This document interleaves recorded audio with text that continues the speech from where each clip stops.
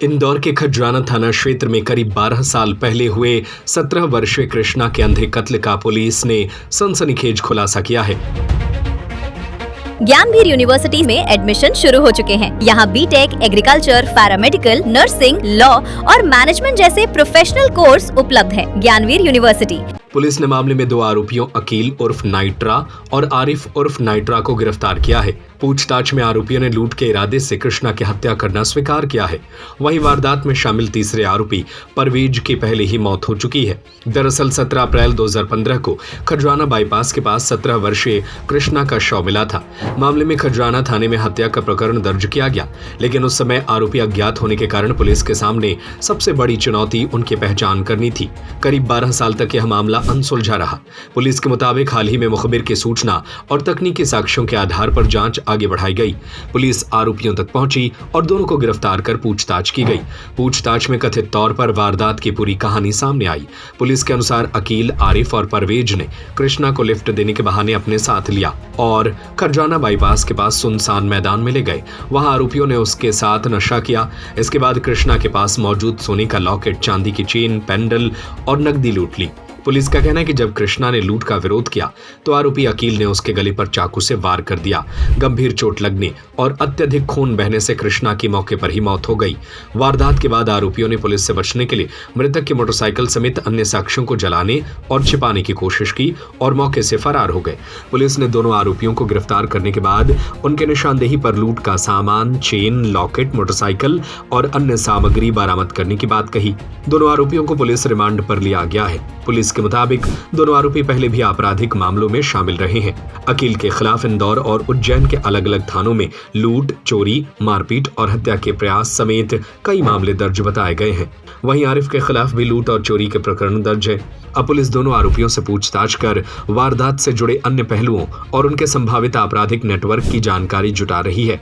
करीब 12 साल बाद कृष्णा हत्याकांड का राज खुलने से पुलिस को इस पुराने ब्लाइंड मर्डर की जांच में बड़ी सफलता मिली है। खजराना पुलिस ने एक लगभग 11 वर्ष पुराने अंधे कत्ल का खुलासा किया है। इसमें 17 अप्रैल 2015 को कृष्णा नाम के लड़के का अपहरण और उसके बाद में हत्या का मामला पंजीबद्ध किया गया था। तब समय भादवी में धारा 363 और 302 का यह अपराध था। मृतक के गले पे चाकू से प्रहार करके उसकी हत्या की गई थी। इसमें सतत विवेचना तत्समय भी की गई थी, किंतु अपेक्षित सफलता न मिलने के कारण इसमें खात्मा किया गया था। वर्ष 2019 में ऑपरेशन उजागर के तहत कई सारे अंधे कत्ल के मामले उन्हें पुनः खोला गया था। तब से ये मामला लगातार पेंडिंग चल रहा था। अभी हाल ही में विश्वस्त मुखबिर सूचना पर से यह ज्ञात हुआ कि इस पूरे घटनाक्रम में 3 आरोपी सम्मिलित थे, जिसमें अकील, आरिफ और परवेज। इन 3 लोगों ने घटना दिनांक को 2015 में इस मृतक लड़के से लिफ्ट ली थी। लिफ्ट लेने के बाद में ये लोग इस स्थान पर बैठे, उन्होंने खाना पीना किया। उसके बाद में इस मृतक के पास में एक चांदी की चेन और सोने का लॉकेट था।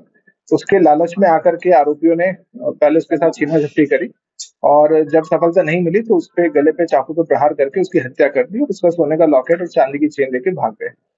इसमें जो परवेज नाम का आरोपी है उसकी मृत्यु हो चुकी है और पुलिस ने आरिफ और अकील इन दोनों को गिरफ्तार करके और जो उस समय लूटा गया मशरूका था वो भी बरामद किया है। अकील एक शातिर बदमाश है, इस पे 14 मुकदमे हैं। आप सभी को विदित है, पूर्व में कई बहुत सारे गंभीर घटनाक्रम में सम्मिलित रहा है। और जो आरिफ है इसके ऊपर भी 3 मुकदमे पंजीबद्ध है।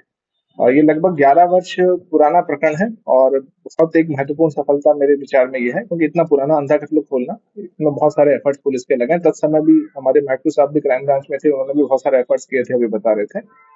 हाँ, एक और घटनाक्रम है एमआईजी थाना क्षेत्र का, उसका भी हाँ।